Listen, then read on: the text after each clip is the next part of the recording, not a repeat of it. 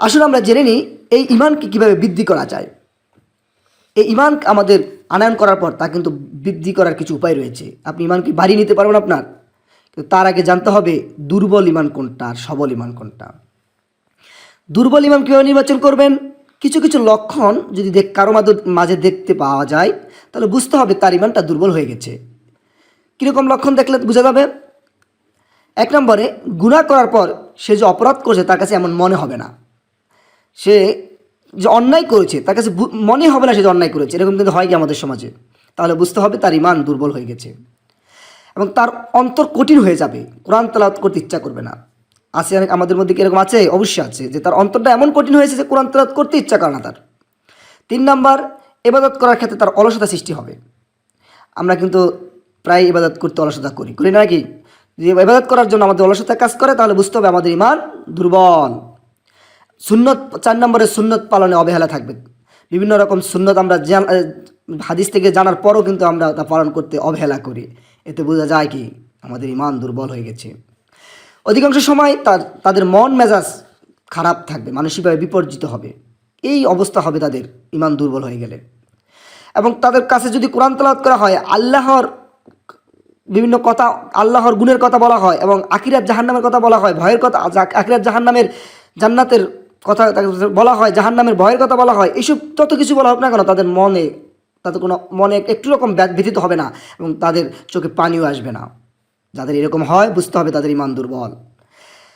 আল্লাহর নাম স্মরণ তথা জিকির করাকে কঠিন বলে মনে হবে তাদের কাছে। যদি এরকম মনে হয় কারো কাছে, বুঝতে হবে আপনার ইমান দুর্বল হয়ে গেছে। এবং সবসময় সে অর্থ সম্পদ বা সম্মানের ইচ্ছা করবে, নিজেকে নিয়ে ব্যস্ত থাকবে এবং অন্যের ইসলাম পালনকে সে অবজ্ঞা তিরস্কার করবে। এই লক্ষণগুলো যদি কারো মাধ্যমে প্রকাশ পায়, কেউ যদি এরকম করে, আমরা কেমন সমাজে আছে যে অন্যের ইসলামকে যদি ইসলাম পালন করতে চায় তাকে নিয়ে তিরস্কৃত করে, হুজুর হয়ে গেছে, এরকম বলা হয় কিন্তু সমাজে। যদি এরকম হয় বুঝতে হবে যাদের মধ্যে লক্ষণগুলো প্রকাশ পেয়েছে তাদের ইমান দুর্বল। তাহলে এই দুর্বল ইমানকে অবশ্যই বৃদ্ধি করা জরুরি। ইমান বৃদ্ধি করতে হলে আমাদের কী করতে হবে? 1 নাম্বার, আপনি বেশি বেশি আল্লাহর কাছে ক্ষমা চাইতে হবে। যত বেশি আপনি ক্ষমা চাইবেন আপনার ইমান তত বৃদ্ধি পাবে। সূরা হুদ আয়াত নম্বর 3 উল্লেখ করা হয়েছে, ওয়া আনিস্তাগফিরু রাব্বাকুম, তোমরা তোমাদের প্রতিপালকের কাছে, রবের কাছে ক্ষমা প্রার্থনা করো। যত বেশি আপনি ক্ষমা প্রার্থনা করবেন তত আপনার ইমান বেড়ে যাবে। আমরা কিন্তু ক্ষমা প্রার্থনা করতে চাই না। আমাদের এই অভ্যাস পরিবর্তন করতে হবে, আল্লাহর কাছে বেশি বেশি তওবা করতে হবে, ক্ষমা প্রার্থনা করতে হবে, তাহলে কিন্তু আমাদের ইমান বেড়ে যাবে। 2 নাম্বার, 5 ওয়াক্ত নামাজ আদায় করতে হবে। নামাজ নিয়ে কোনো গাফিলতি করতে পারবেন না। যদি না গাফিলতি করেন তাহলে কিন্তু আপনার ইমান বৃদ্ধি পাবে না। অথবা আমরা যদি সঠিকভাবে 5 ওয়াক্ত নামাজ আদায় করি তাহলে আমাদের ইমান কিন্তু বেড়ে যাবে। নামাজ আপনাকে সকল খারাপ কাজ থেকে দূরে রাখবে, কারণ আল্লাহ বলেছেন সূরা আনকাবুতের 45 নম্বর আয়াত, বলা হয়েছে ইন্নাস সালাতা তানহা আনিল ফাহশাই ওয়াল মুনকার, নিশ্চয় নামাজ আপনাকে অশ্লীল এবং খারাপ মন্দ কাজ থেকে দূরে রাখে।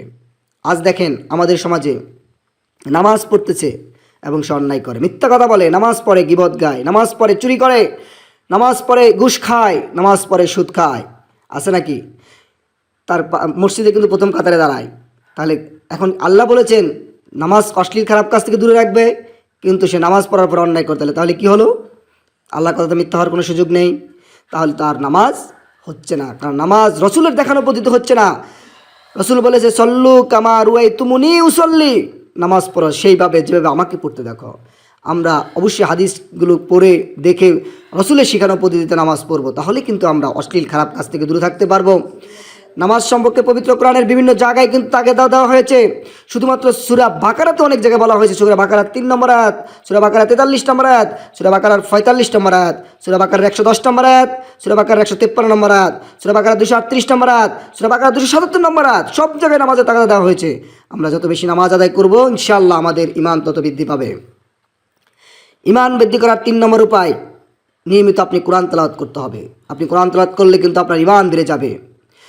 সূরা তাওবা, ওয়াইজা মা উনজিলাত সূরাতুন ফামিনহুম মাইয়াকুলু আইয়ুকুম জাদাতহু হাযিহি ঈমানা, যখন তোমাদের কাছে কোনো সূরা নাজিল করা হয় তখন তোমাদের মধ্যে থেকে কেউ কেউ বলে ওঠে এইটা তার কার ঈমান বৃদ্ধি পেল? ফাম্মাল্লাযীনা আমানু ফাজাদাতহুম ঈমানা, নিশ্চয় যারা মুমিন তাদের ইমান কিন্তু বেড়ে যায়। যখন আপনার কোনো সূরা নাজিল করা হয়েছিল তখন কিন্তু এই সূরার কারণে মুমিনদের ইমান বৃদ্ধি পেয়ে গেছে। তাহলে আমাদের বুঝতে হবে যত বেশি আপনি কোরআন তেলাওয়াত করবেন, আপনার কোরআনকে যত বেশি আপনি তেলাওয়াত করবেন তত বেশি কিন্তু আপনার ইমান বেড়ে যাবে, ইমান বৃদ্ধি পেয়ে যাবে। আর এরপরে 4 নম্বরে ইমান বৃদ্ধি করার উপায়, সর্বদা মৃত্যুর কথা স্মরণ করলে কিন্তু আপনার ইমান বৃদ্ধি পাবে। যত বেশি আপনি মৃত্যুর কথা স্মরণ করবেন তত কিন্তু আপনার ইমান বেড়ে যাবে। 5 নাম্বার, ইসলামিক জ্ঞান অর্জন করতে হবে। যত বেশি আপনি ইসলামিক জ্ঞান অর্জন করবেন, ইসলাম নিয়ে পড়ালেখা করবেন, ইসলামিক জ্ঞান শিখবেন, তখন তো বেশি কিন্তু আপনার ইমান বেড়ে যাবে। এই কাজগুলো 5টি কাজ যদি আপনি নিয়মিত করতে পারেন, 5টি কাজ যদি আপনি সবসময় আপনি চর্চা করতে পারেন, তাহলে কিন্তু আপনার ইমান অনেক বেড়ে যাবে।